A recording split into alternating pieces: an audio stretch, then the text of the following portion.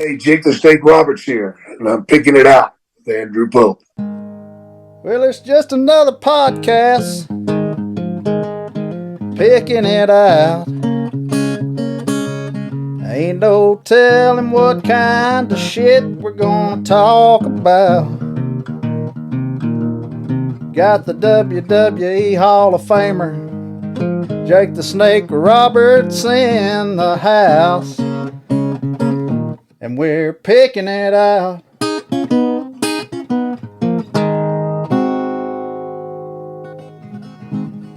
Wow. Hey, y'all.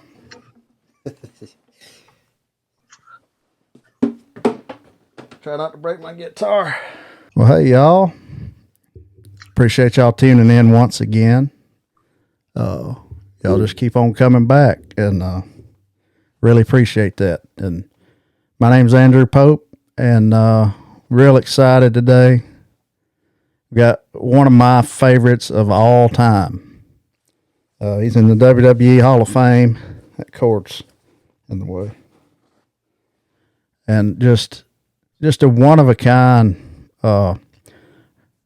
persona, character. He did promos that really stuck with me, and I know a lot of y'all too. And glad to talk to him, Mr. Jake Roberts. How you doing, man? I'm doing wonderful, Andrew. Just wonderful. Man, I'm so glad that you're doing good. And I know if just a few years ago you probably couldn't have sat there and said that.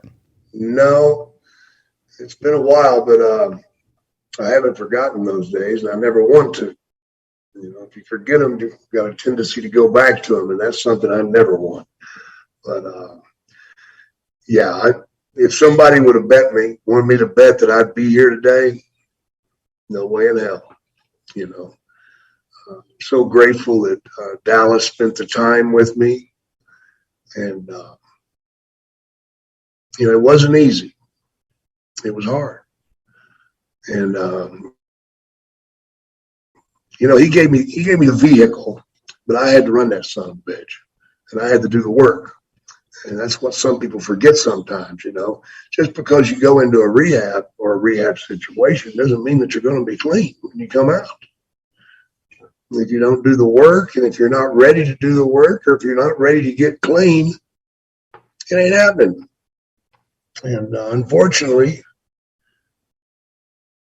the disease is so friggin' powerful, and to call it anything other than a disease would be just stupid, because I've never met anybody in jail or rehab that said, Jake, when I was a kid, my dream was to grow up and become an addict and an alcoholic. Whoo, I made it. Nobody dreams of this shit. You don't embrace that. But then when it happens to you, it's too damn late. Mm-hmm. It's too late, man, because the claws are stuck in you. And unless you have a unique situation to get you out of it, you will not come out of it. They bury them every damn day, man. And that's why I'm out here now telling people that you can beat it. And I'm willing to give you some guidance with it. I'm willing to be there for you as much as possible, because addiction doesn't affect just one person. When it attacks the family, the whole family goes down. Yeah. Not just the person using, but the mama goes down, the daddy goes down, the brothers, the sisters, the aunts, the uncles, everybody takes a hit. And not counting the friends and acquaintances, the jobs that you grew up. And the list goes on and on, man, the effects of it. So we need to support our brothers, man. And I think if everybody took a minute, they could think of somebody they know that's having a problem with it. And if you can, why aren't you helping? That's my question. Yeah, I just lost Mama at an early age in her 50s last year. Cirrhosis. Just Damn. couldn't kick it. Just, No, I know, and, man. I've talked about it so much on here that people are probably tired of hearing about it, but I didn't know about the disease part of it, like you just said, until she started going to AA meetings and really trying. And it is a disease. Oh, damn right it is, man. Damn right it is. It's right up there with cancer as far as I'm concerned. The amount of damage that it does to our economy, I mean, it affects the whole world. Christ. Thank God the Russians are number one. They're the number one on alcoholism. You guys keep that number one position. That's fine with me. Yeah, it's like amazing, really, how it can, like with hers. I'm speaking for it's how it took a hold of her life, how it changed her over time. Yeah. She got to where, man, she wouldn't eat. Yeah. Just wake up, pop a beer. Yeah. 20 beers in. And I mean, she wasn't that damn big around. Oh, yeah. And you drink till you kill yourself. I had my first rehab that I went to. About halfway through it, they brought this old fella in, 70-something years old, just mumbled all the time. That was it. We're like, man, this guy is fried. He was fried. But then we found out his history, man. This guy, he went to school and became a doctor. And after 20 years, he couldn't handle listening to the people tell him what's wrong. He just got fed up hearing it. Because he'd tell them what to do and they wouldn't do it and they'd wonder why. So he really went goofy and went into the psychological end of it, went back to school and got that doctorate. You guys got 2 doctorates now, okay? And he just couldn't deal with it again, went back to school and became an archaeologist. God. And he spent the next 15 years traveling the world doing digs and stuff. He was a functioning alcoholic. When he finally went down coming out of a liquor store carrying a case of vodka. They went to his house and found out just how bad he was. In his house, he had IVs set up to feed him because his bowels had already shut down. He was literally shitting out of his mouth. It would just regurgitate and come out. He stuck the IV in at night just to keep himself alive. That's how he fed himself, because he couldn't eat. And we wonder just how insane we can get. I know some of the insanity that I did. Stealing a car, having guns shoved in my face, and just talking shit. Didn't care. I think I was hoping they would shoot me. Yeah. Because I was fed up with life. I didn't want to live anymore, man. And it's a horrible, horrible place to be. I think about it today, and I'm like, damn, Jake, how did you get so friggin' bad? It boggles your mind, man. It's really troubling. But yet, I'll see some young guy that I know, and I see him struggling. I just shake my head. I'm like, oh, my God. There's a train wreck coming, and you don't even know it. And you try to give them some help, few words of wisdom, and they, just like I was, they were smarter than everybody else, That's the attitude you get. You blow people off because you're not going to blow away what you love. And the only thing you'll wind up loving is your drug or your alcohol, whatever, or your food, whatever the addiction is. when I say addiction, it covers a lot more than just booze and drugs. Yeah. It can be anything from food to sex to, I don't know, watching television. Jesus Christ. Playing video games. How many kids are addicted to video games? Absolutely. What's that doing for them? Mm-mm. They're sitting on their asses in a house, not getting anything done. Mm-hmm. Fantasizing about killing people. Yeah. And now they've made it so easy because you've got these damn virtual reality things where you actually got to stick your damn arm out. Yeah, man. And go like this. And at a young age, I can't imagine growing up with those kind of things, man. Well, we teach our children well, don't we?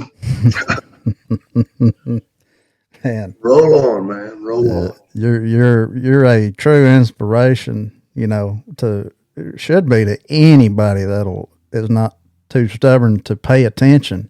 Yeah. And it's a great thing that you are willing to discuss and to help people and to talk about it, because that's probably got to be a hard thing, at times. No, at times it gets a little catchy, but it's what keeps me sober. We tend to want to block things out of our minds as painful, and that's just a human reaction. You don't stick your hand in a fire because that burns. Well, you don't want to talk about this stuff because it hurts. But I found out that if you can get past that little bit of, oh my God, here I am talking about myself again, you can help people.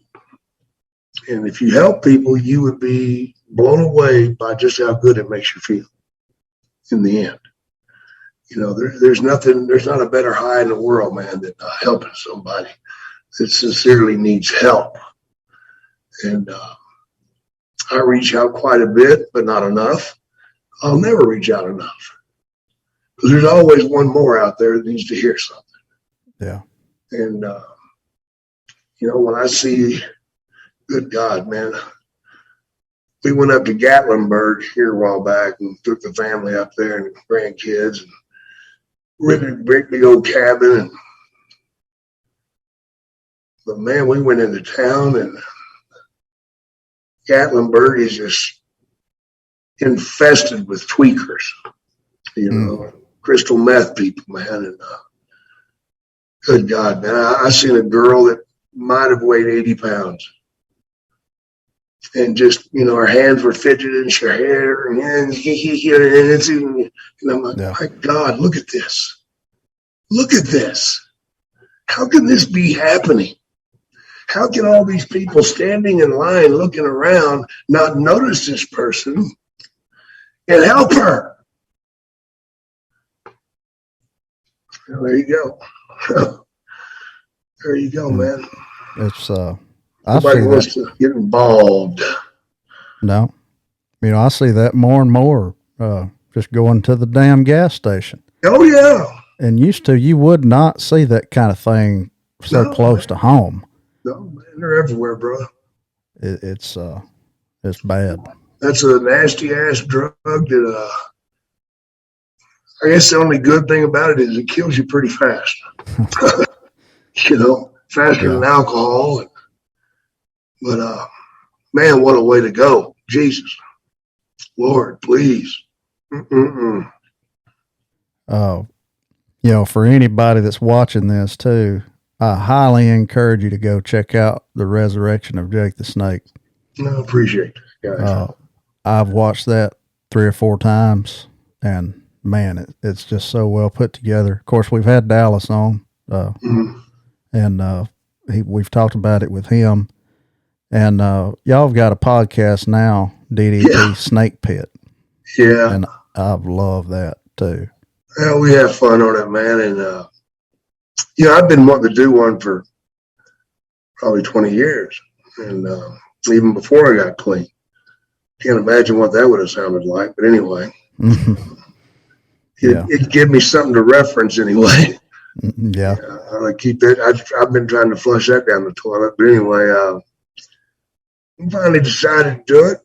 And we just try to enjoy ourselves on it. And I get to be a fan. I get to express how I feel about some people, whether it be a Ricky Steamboat or a Kurt Hennig or whoever, Razor Ramon. Yeah. We get to talk about the things that are near and dear to our heart, and we can bring up issues that we want to bring up. So if you want a wild ride, come on over and see us, and expect the unexpected from us. That's all I'm going to tell you. You might hear an F-bomb now and then, but hell, it ain't going to hurt nothing. That's a great show. I appreciate that. Highly encourage everybody to go check that out too, and watch that documentary. We got the show going. I'm coming up with a website for fans and to get memorabilia signed that they have, and taking out the middleman. Sometimes, man, I have to deal with these people too, folks. So, and they're crooks. They really are. I mean, they want to make. They bring stuff to me to sign, and they want to make more out of it than me. Yeah. And I'm still trying to figure that one out. But I'm trying to stop it, and one of the ways to stop it is to put things out there available to all the fans, and at a decent price. And I guarantee I'm the one to sign the son of bitches. So I do cameos too. That gives me a place to talk. I'm fixing to start doing reels. I find that very interesting. I'm just going to have to really watch myself, because I might get inspired sometime and put one out there that I might have held off on, and I'll probably wind up biting my damned head off and getting myself in trouble. But I try to speak my heart, man, because if you're not speaking your heart, it's just bullshit. Yeah. It's just bullshit. And, people know too. Oh, yeah. People can see the difference, man. They smell it. And I don't want to play that game. I'm thinking about on reels, basically doing my comedy show and just putting it on reels, and awesome. Letting a lot of damn people enjoy it instead of just 100 or so that are in a room. Because I'm finding out that it takes a lot of damn work, man, to travel this whole country and go to rooms that hold 150 people and do all the setup work and the logistics of it. And then you travel and you got this and that and the bad food. Oh, my God. And I blame Dallas for that, because he's gotten me to realizing what's good for me and what's bad for me. And, if you listen to your body tells you what's good and what's not, but most of us just don't want to listen. That's right. I'm one of them. I'm one of them too, man.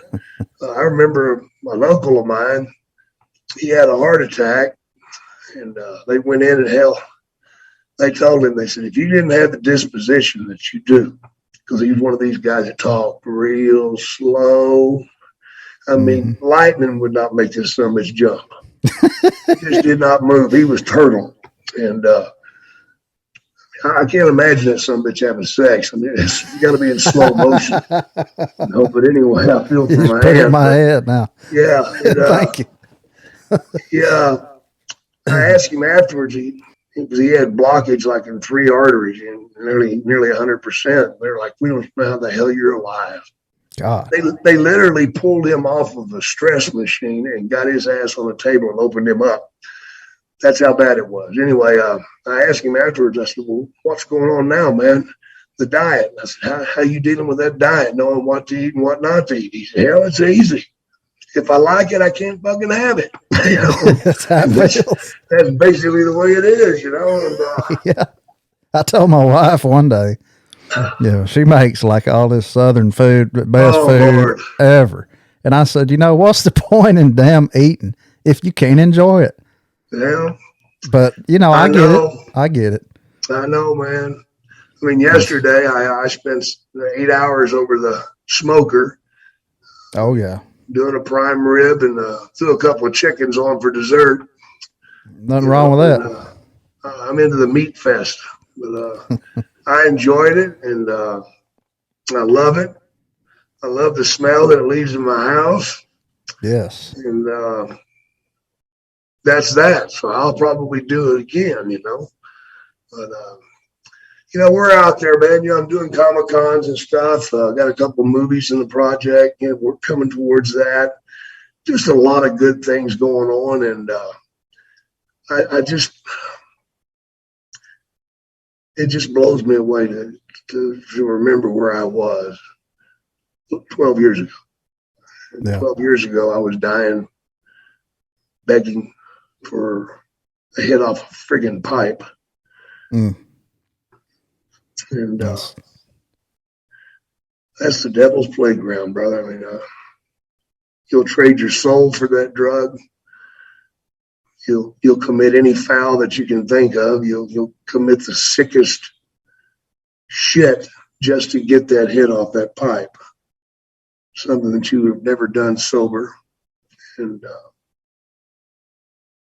it breaks my heart, man, when I think about how people get addicted to it and can't get off of it. But there is hope out there, and the way you do it is one step at a time. Reach out for AA people, man. Reach out to me. I'll be there for you. I don't have the cure. You are the cure. You've got to do the work. And the hardest thing to do probably is making that decision you want to change. And of course, the next hardest thing is realizing you can't hang out with the same damn people you used to hang out with. And you can't go to the same places you used to go. One of the things that helped me get sober was cutting up my driver's license. How does that help? Well, I'll tell you.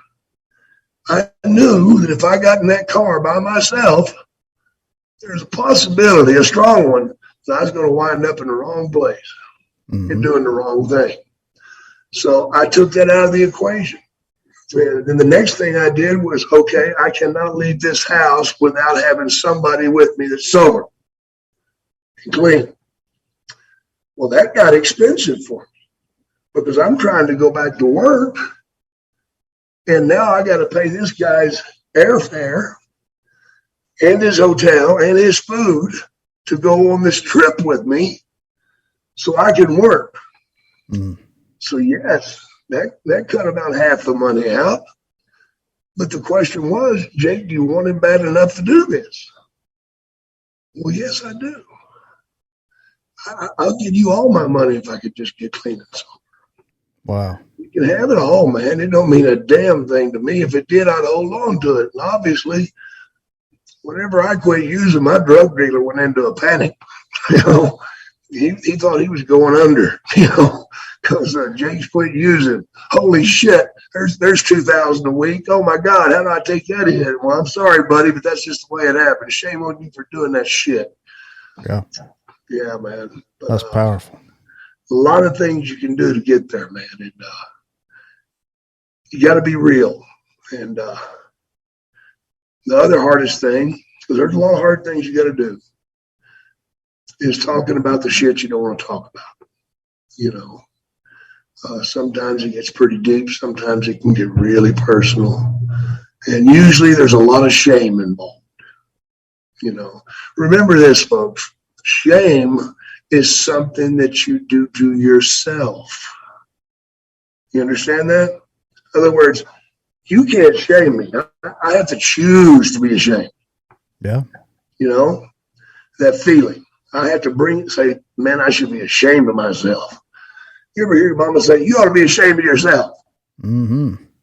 Something you have to do to yourself. So don't do it. Right.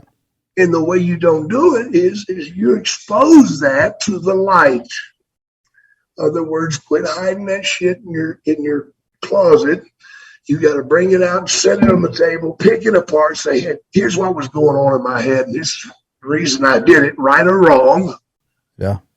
And explain it to yourself so you understand where you took the wrong step. Yeah. But you got to show it to other people. Why do I have to do that? Because that's the only way it works. If you keep it hidden, it don't work. If you expose it to the light, it takes the tool away from that offender.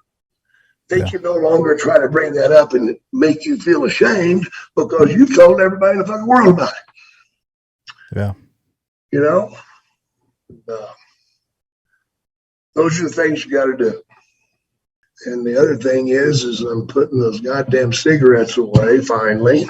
Oh yeah. Yeah, I That's got a my big one. rubber band around my wrist. I even put a little toy on it. It's a paper clip. That way, whenever I want to zap myself, oh, not to do that damn stupid shit, That does it, huh? I take away.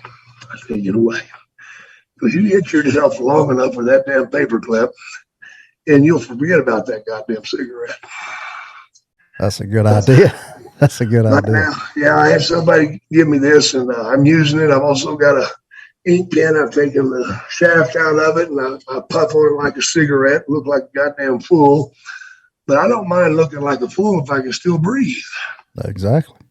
And that's the insanity of addiction. I've got COPD. I've got other lung issues. My mother, God bless her, she gave me two diseases there's no cure for, and they're lung diseases. And I still smoked for 50 years. Mm, What the F is wrong with me? man. That's addiction, folks. Several months later. Well, hey y'all. It's been I think it's about 8 months to the day, and we had a little technical difficulties and scheduling stuff. Try to get back together after that, but here we are. We're back. We're probably got, Better late than never. right. We probably got a little more beard or less beard or more mustache or less mustache or hair's a little longer or shorter. I don't know. Just fell out. Well, man, I gotta tell you, uh, them biographies that A&E's been doing have been just so good. And I watched yours the other night. Me and my wife both did. Yeah. And man, I think it was the best one. And I love the tight shots that they got of you, cutting the little promos. Like only you could do that. Yeah. And it Yeah. added so much to it. What'd you think about watching that?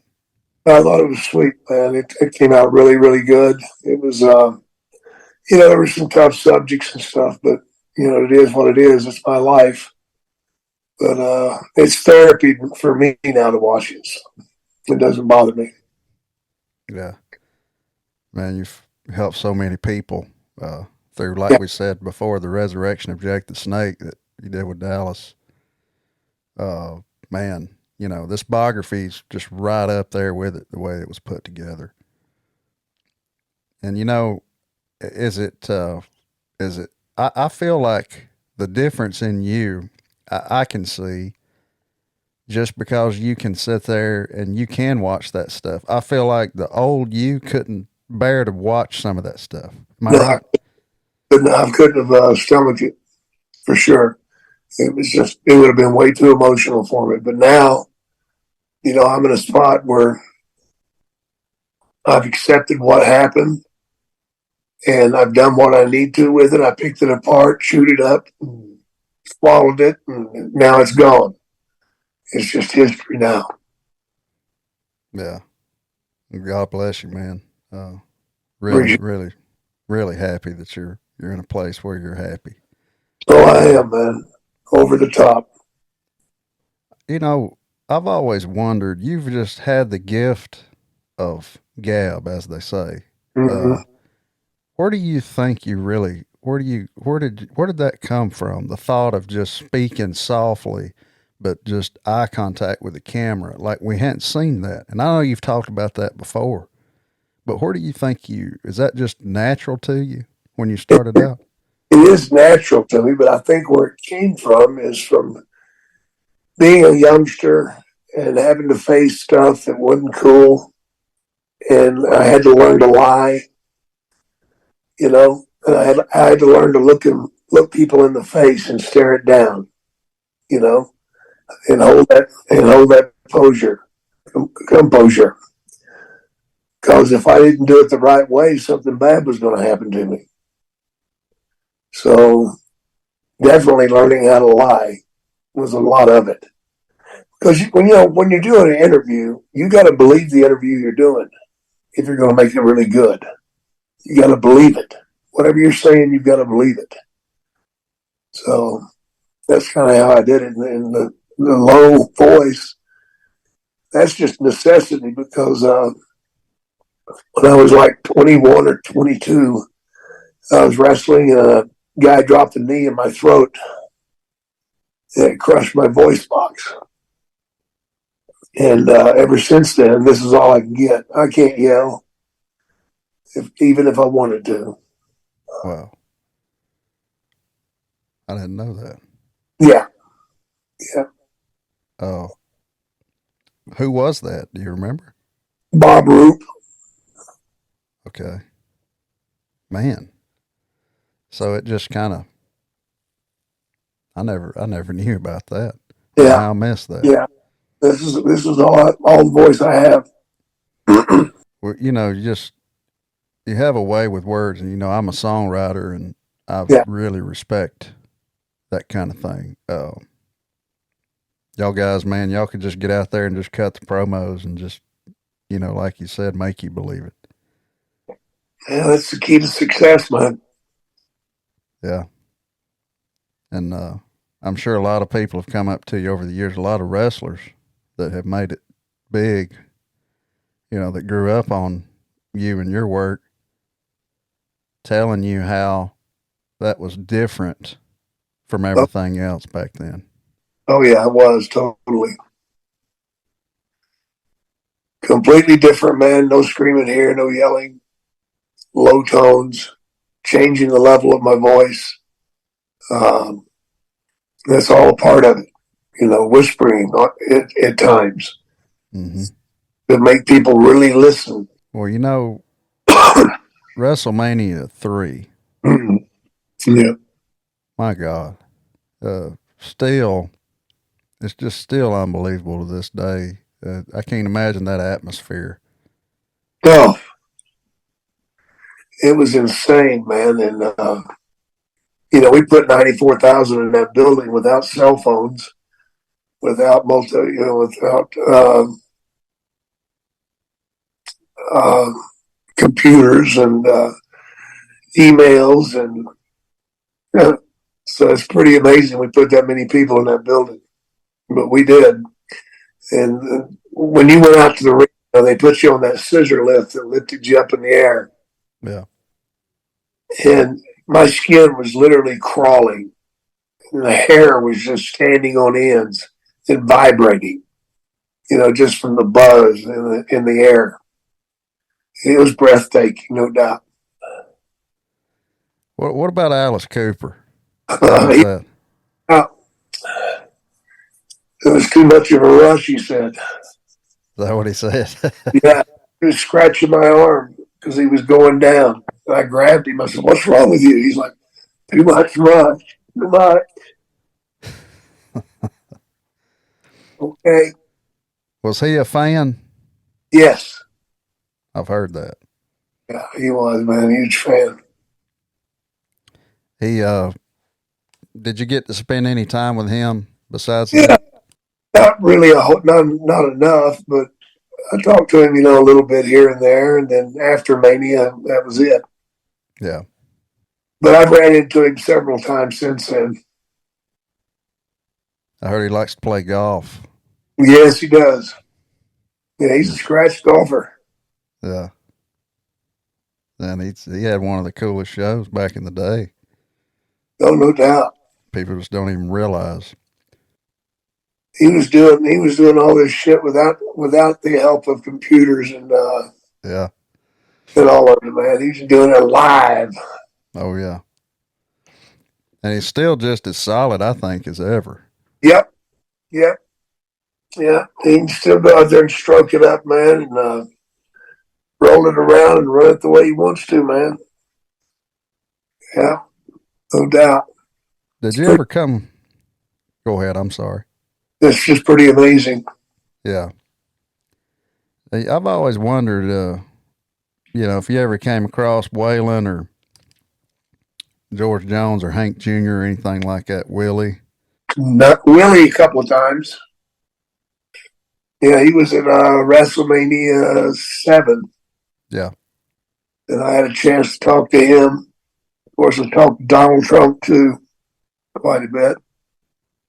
and talked to his girlfriend at the time, Marla Maples.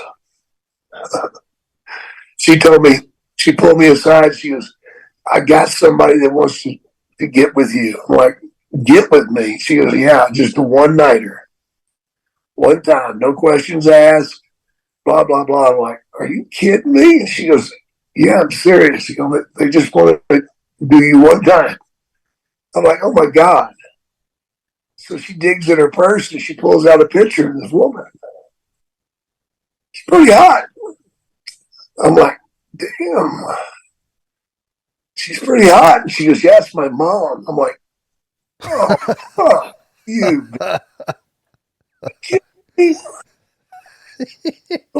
Your mother? Only if I can do you both at the same time. Oh, That was cold, man. Trump, he wouldn't have minded probably. Probably not. How, Probably was looked for it. was he a fan too? Oh, yeah. Yeah. Donald? Of wrestling. Yeah, no doubt. Man, they had all kinds of celebrities there Oh, yeah. for a long time. Yeah. Leslie Nielsen was there one year. Ozzy. Ozzy, of course, Regis Philbin and Yeah. people Yeah. like that. Ozzy, was you there when Ozzy was there? Yeah. Yeah. Pamela Anderson. Of course she was there. Any conversation with Ozzy?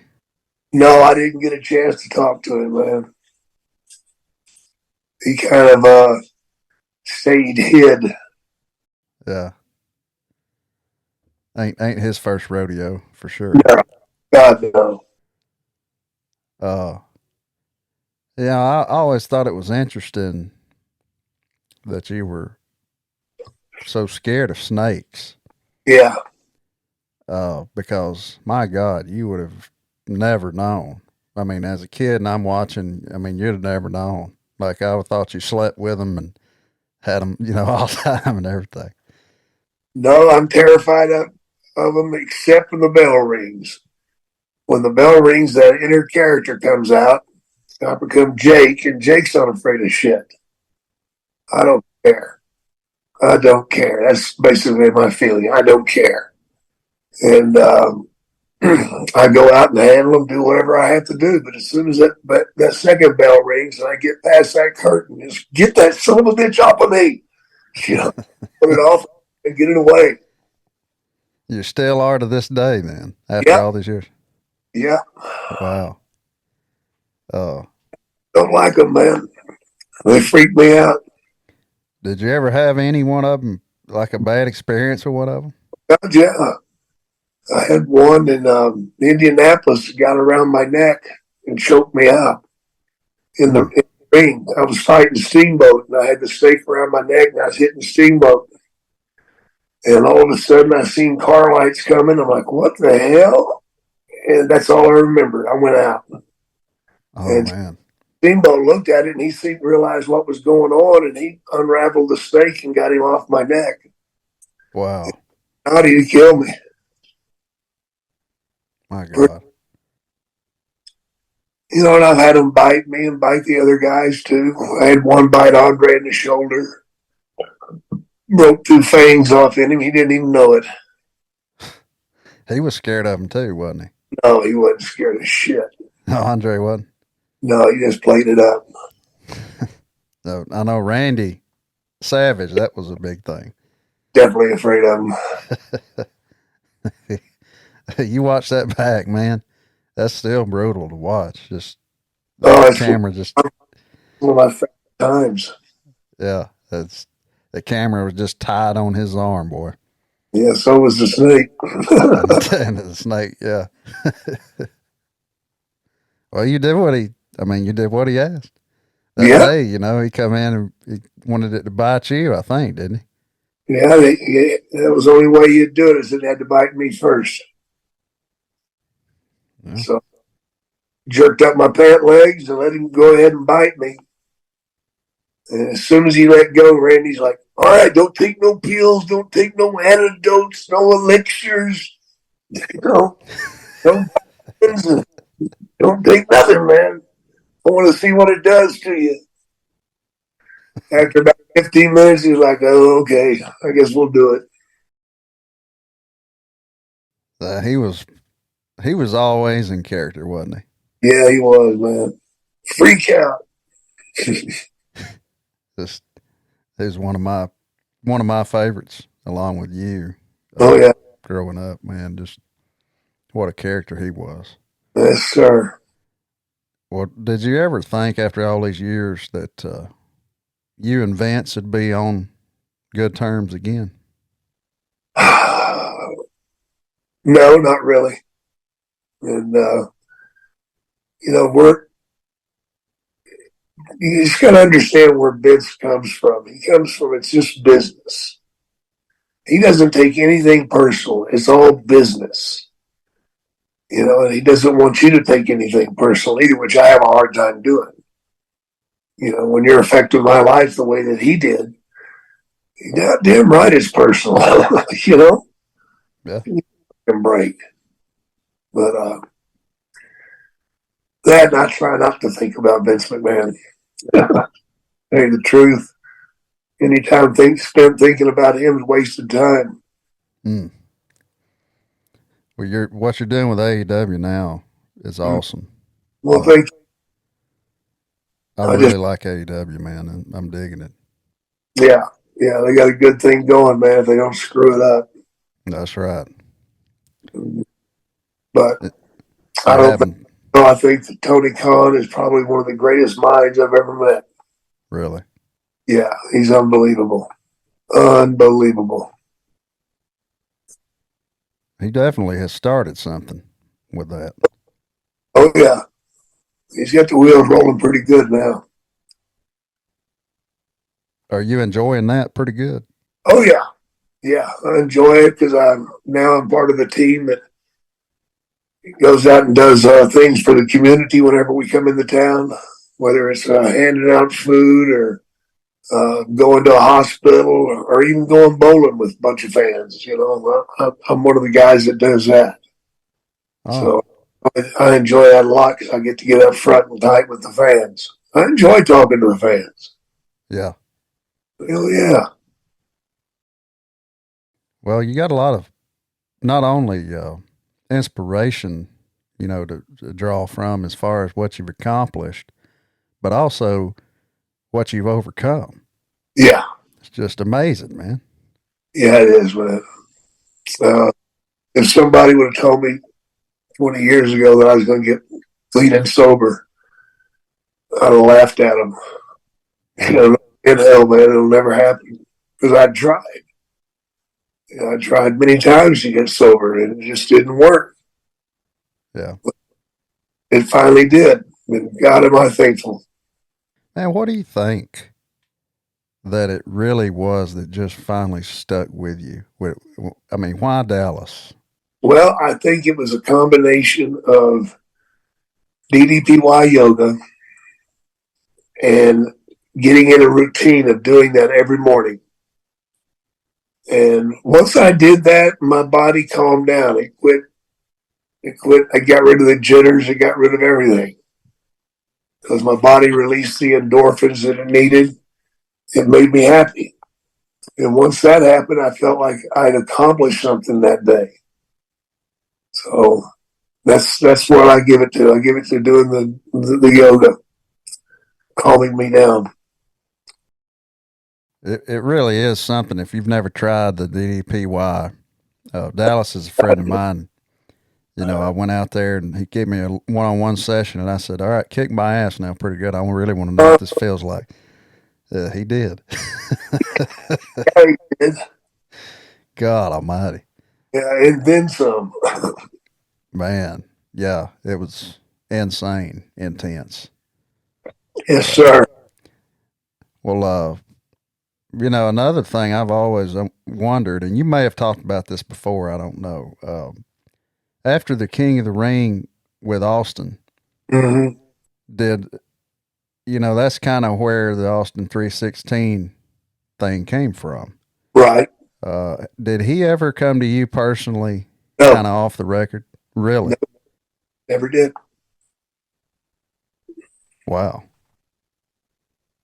He's thanked me many times, but he never came to me before it or right after it said anything. Mm. Well, I mean, that was everything for him at Yeah, that time, man. God.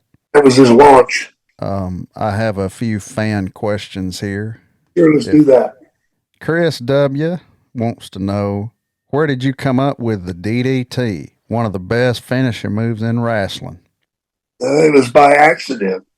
I had a guy front face locked with his head in between my arm and body, and I was squeezing him, and the guy that I had him, and he went to push me backwards, but he stepped on my foot at the same time. So when he did, we both went down. He went on his head, and the people told me all I needed to know because they just went, "Oh my God!" I'm like, "Whoa, what did I do?" You know. And the next night, I tried it again, and then I kind of learned how to, taught myself how to do that, swinging the leg through and everything. And once that happened, it was over, brother. One of the best moves ever, one of the coolest moves ever. Yeah, the best. Matthew B. Did you ever get revenge on Honky Tonk Man for smashing you with the non-rigged guitar? No, and I probably won't. Scott H. Did you initially know how bad Ricky Steamboat was hurt after you gave him the DDT outside of the ring? Yeah, I knew he was hurt immediately because he was knocked out completely. He was like a dead fish, man. Picking him up was so damn hard. Holy shit, 220 pounds of dead flesh, man. And I had to get him up and roll him in the ring. That fucking nearly killed me doing that. Mm. He was screwed up, man. I heard his head hit that thing, man. It sounded like a watermelon being thrown on pavement. Scared you to death, probably, didn't it? Yeah, I did. I thought I killed him. Mm. But I told him before it couldn't be done. They didn't listen. Uh, my wife, Dana, asked, any idea how many snakes you worked with throughout your career? And was there one you were partial to or got attached to? Yeah, I went through probably 60 or 70 snakes. Wow. And the one I got attached to was that big king cobra that bit Randy. Really? Yeah, I love that joker. What was different about it? Oh, he was just super cool, man. He was super cool. How long did you have it for? Oh, only about 4 or 5 months, and then he died. Really? Yeah, yeah. Couldn't take the road. Man. Got one more from Gail S. All right. Are you at peace with yourself? I watched you on the WWE Legends biography and you gave me a different perspective on life. Thank you for sacrificing your life for the love of wrestling and for your fans. I only hope that you are shown love and kindness and respect. I'm definitely at peace with myself, man, and I'm good. I can't get any better. I wouldn't know what to do if I got any better. I really would. Because everything right now is just smooth and it all works. It all works. That's awesome, man. Man, I appreciate it and No problem. glad we was able to get back together here. And y'all be sure to check out the last week's episode with the legendary Jim Johnston we had on. That was a good episode. Good. And Appreciate y'all tuning in to Picking It Out. Make sure to leave a 5-star review on Apple Podcasts and subscribe to Andrew Pope Music on YouTube so you don't miss anything. And appreciate y'all checking it out, and we'll see you next time.